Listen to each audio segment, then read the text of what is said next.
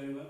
Myself, Vivek Kumar, MSF Physics from Sambalpur University. I'm here to teach you physical science. So, we are going to start with the first lesson of 10th class, that is heat lesson. Okay? Now, heat. What is heat first of all? Heat is a form of energy which causes sensation of hotness or coldness. What? Heat is nothing but causes sensation of hotness or coldness. Okay? It is a form of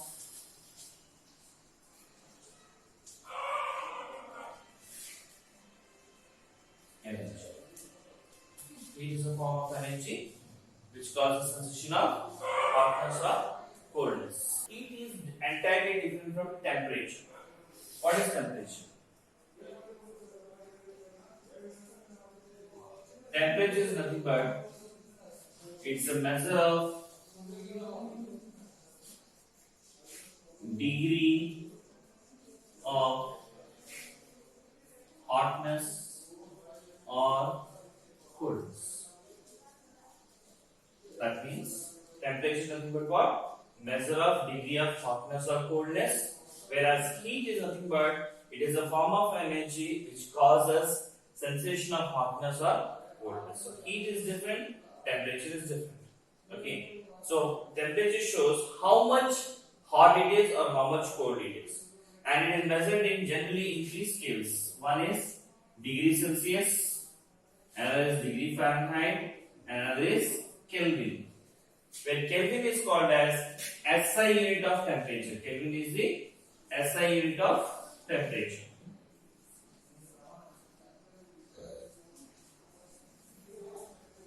Which is also called as absolute temperature. Conversion of scales.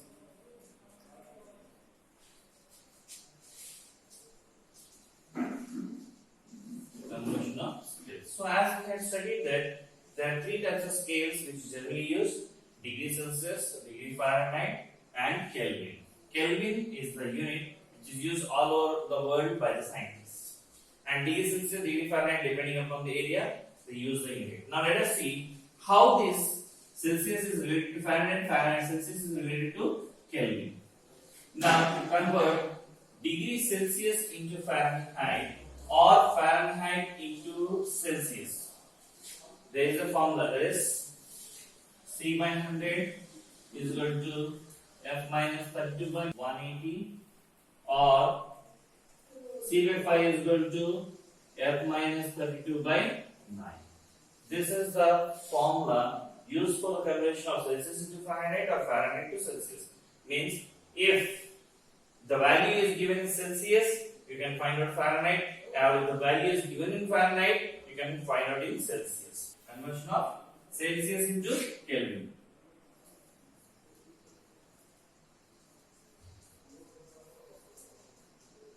To convert Celsius scale into Kelvin, you have to add a value of 273. A value of 273 plus degree Celsius. For example, if you have to find out 30 degrees Celsius into Kelvin, then the value will be 273 plus 30. That is equal to 303 Kelvin.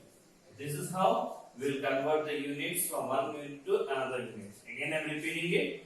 So, conversion of scale, so degree Celsius into Fahrenheit or Fahrenheit into Celsius.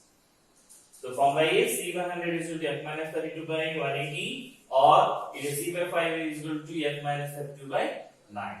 Conversion of Celsius to Kelvin, we have to add. So converting Celsius into Kelvin, we have to add, and to convert Kelvin into Celsius, you have to subtract. To convert Celsius into Kelvin, you have to add a value of 273, and Kelvin to Celsius, you have to subtract the value. So in this lesson, you have total 12 activities.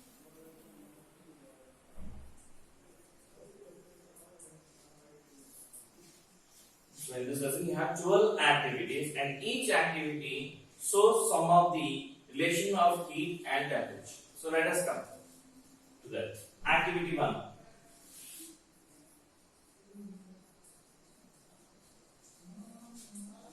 So in this lesson we have 12 activities. Okay, and the first activity, what is that we have to see. Now take singular bar of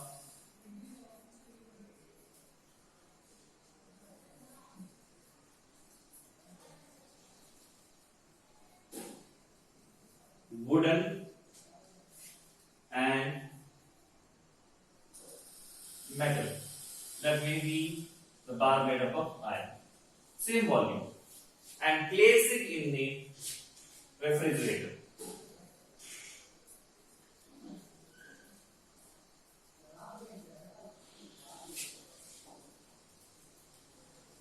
Okay. So take similar bar of wooden and metal and place it in the refrigerator for 1 hour or 2 hours. After that, bring out the 2 bars and touch it. When you touch the iron bar, you feel more cold. Means it will be very chill cold. Whereas if you touch the wooden, you won't feel so much cold. Why? Because when you touch the bar of iron, the heat from your body enters into the iron bar. So the heat from your hand and fingers is being flowing into the bar, hence you feel so cool. That means it loses energy more compared to that wooden block. So in this case, iron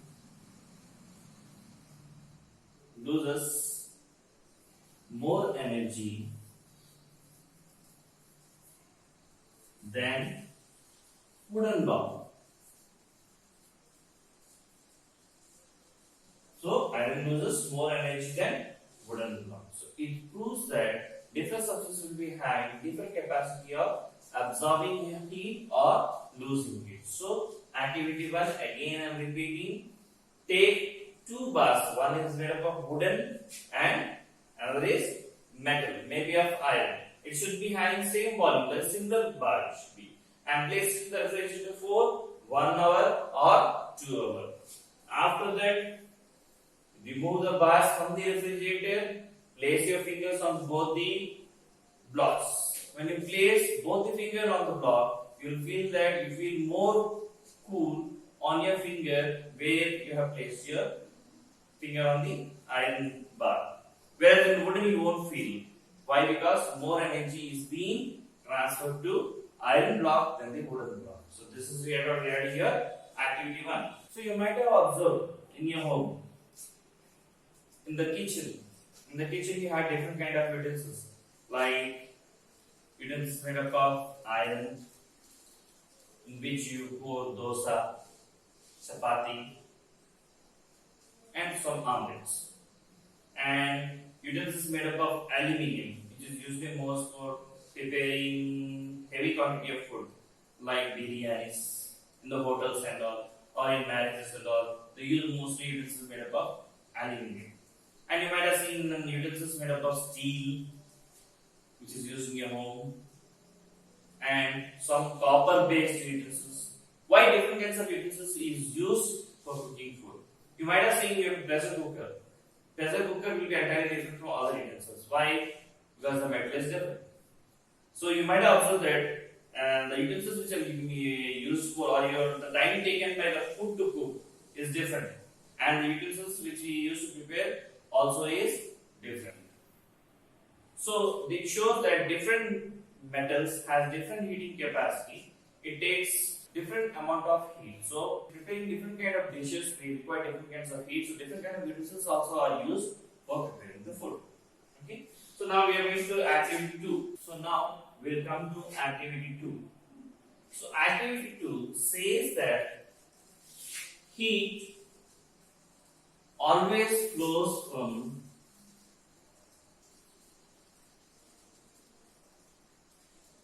hot body to cold body. It always flows from hot body to cold body. This activity is saying regarding the body. So now see, if you touch a hot structure, that is for example, hot utensils in your home, what will happen? The hotness from the utensil will be transferred to your fingers, due to which you feel hot and remove the hand. And when you touch a cold body, what happens is heat from your finger transfers into the body. So hence you feel cool. So this is what we observe in this activity, is that heat always flows from hot body to cold body. Now see here in this activity, they ask you to take two test tubes. Name it as A and B, and pour hot water in one of it and cold water in another test tube. How many test tubes we are taking here? Two test tubes. So we have taken two test tubes and we have pour hot water in one of the test tube and cold water in another test tube. Now insert the laboratory thermometer in both the test tubes.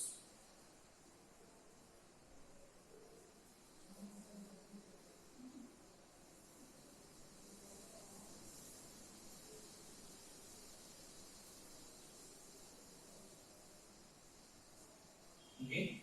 After inserting laboratory thermometer in both the test tubes, observe the reading. What you will find? We will find that the reading in the thermometer which is placed in hot water start raising. The mercury level will raising up. Whereas in cold water, the mercury level will decrease, will fall down. Why it happens? Because the hot water transfers its heat to the bulb of the thermometer. Thermometer has a bulb that will be in contact with the hot water. The heat from the hot water will be transferred to the bulb of the thermometer, from bulb of the thermometer to the mercury, hence the mercury level will rise. So from this what you can read that heat flows from hot body to cold body. Whereas here in the cold water, the temperature of the water is low, whereas the thermometer is high. Hence the heat from the thermometer will be transferred to the cold water, and hence the mercury level of the thermometer falls. This is about your activity 2. So SI unit of heat is joule and CGS unit of heat is calorie. So what is the unit of SI unit of heat? Joule, and CGS unit is calorie.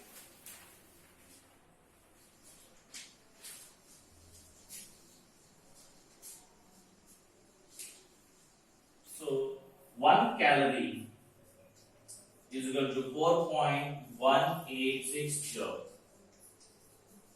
So units of units of heat, SI unit of heat is joule, CGS unit of heat is calorie, and 1 calorie is equal to 4.186 joule.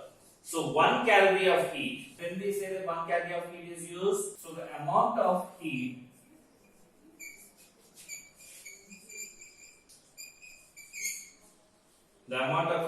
required to raise the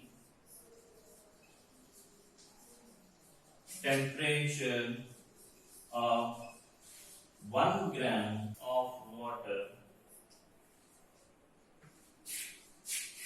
by 1 degree Celsius is called 1 calorie. So when we say 1 calorie of heat is utilized, when the amount of heat required to raise the temperature of 1 gram of water by 1 degree Celsius is called 1 calorie. Then we'll say that 1 calorie of heat is utilized. Now, let us come to the activity 3. In this activity, we'll learn about the relation between kinetic energy and temperature. How kinetic energy is related to temperature, or temperature is related to kinetic. Let us do an activity. What you have to take? We have to take two transparent glass, pour hot water in one of the bowl and cold water in another bowl. Now sprinkle some food colors into the hot water as well as in the cold water and leave it undisturbed for some time. You will observe that the food color in the hot water mixes, whereas in the mixture in the cold water, mixing will be taking place slowly. What you are finding here? We will find that in hot water, food color mixes very easily and it takes less time. Whereas in cold water, it also mixes but it takes a lot of time to mix. So what we are concluding from this activity? So when water is hot, its molecule will be in continuous motion, or you can say the kinetic energy of the molecules of water is more. So in hot water and cold water. So in hot water, kinetic energy of the molecules of the water present in that will be very high. Kinetic energy is high, whereas kinetic energy is low. When the molecules of the hot waters, kinetic energy is very high, the molecules will be traveling very faster within the volume of the liquid. Hence, the food color is mixed very fastly. Whereas in cold water, kinetic energy is low. Hence, the mixing of color is slow in this case. So from this, we are concluding that kinetic energy is directly proportional to temperature. What we are concluding that kinetic energy is directly proportional to temperature. That means if temperature increases, kinetic energy also increases. Or if temperature decreases, kinetic energy also decreases. So this is the relation between kinetic energy and temperature. So we have concluded in activity what? That kinetic energy is directly proportional to temperature, or temperature is directly proportional to kinetic energy. Means if temperature increases means kinetic energy will increase. If temperature decreases means kinetic energy will decrease. Let us come to the activity 4.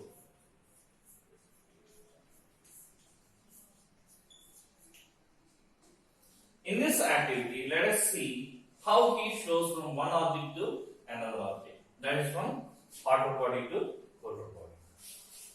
Take a large beaker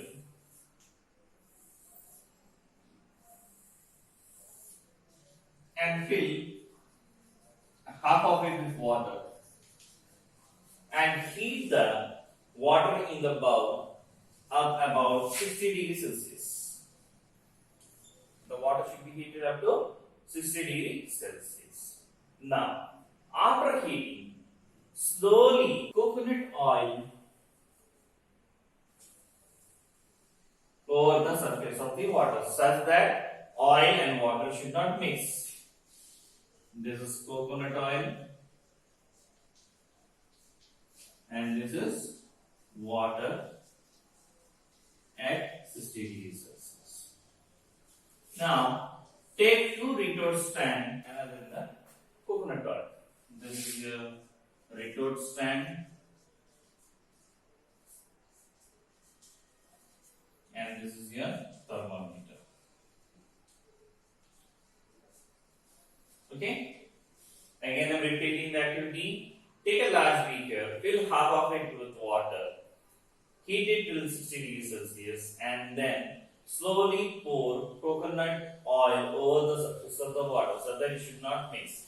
As oil is less dense than water, it will float on the water. Now insert 2 thermometers such that bulb of the one of the thermometers should insert into the hot water and bulb of the another thermometer should be inside the coconut oil, and observe the reading on the thermometer.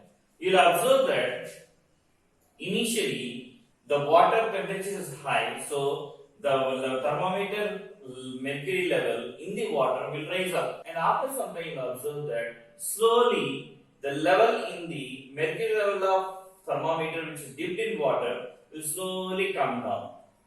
And you will observe that the thermometer which is inserted in the coconut oil will slowly raise. Why this has happened? Because the heat from the water is being transferred to the coconut oil. Because coconut oil is in low temperature, whereas water is in high temperature. So, when they are in contact with each other, the heat from the water will be transferred to the oil. Hence, the water will lose heat and the oil will gain heat. So, hence, the reading in the thermometer which is inside the water will decrease its level, and the reading in the thermometer which is dipped in the oil will be increasing its level. So hence what is happening here, that heat is being transferred from water to oil. So heat is transferred from water to oil. So in this activity we are considering that heat always flows from hot body to cold body. Heat always flows from hot body to cold body. So this is your activity 4. So here in this activity 4 we are concluding that heat is the form of energy which flows from hot body to cold body, and temperature says which body is hotter and which body is cold. Now let us come to the activity 5. In this activity we are going to learn a new word that is called as specific heat. We are going to learn about a new word called as specific heat. What is specific heat? Let us see. Now, take a beaker and pour 1/3/4 of it with hot water.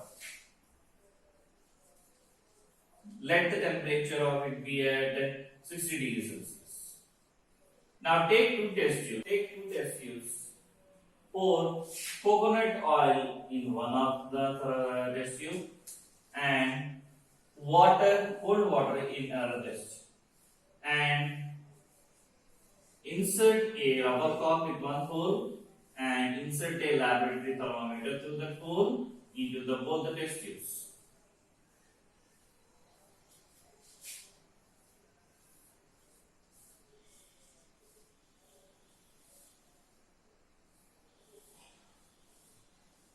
And note the reading. You will observe that the reading of the thermometer in the coconut oil rises fastly, or you can say mercury level in the thermometer of the coconut oil will increase first, and then the water will be slowly increasing the level. So from this what I am concluding that coconut oil absorbs the heat fastly, whereas water absorbs the heat slowly.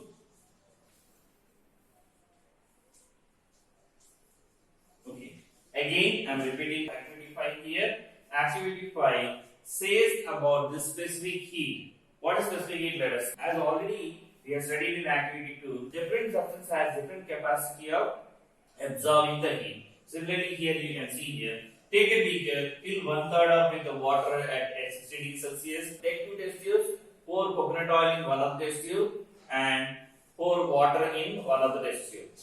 And insert a 1-hole rubber cork in both the test tube and insert a laboratory thermometer and fix it in such a way that both the test tubes are in the water. And observe the reading in both the boiling tube. That is the test tube. You observe that the mercury level of the thermometer present in the coconut oil will be increasing rapidly than in water. What is happening here is that coconut oil absorbs heat fastly, whereas water absorbs heat slowly. So different substances will be having different capacity of absorbing heat, and that capacity is called as specific heat capacity. So this is about your activity 5.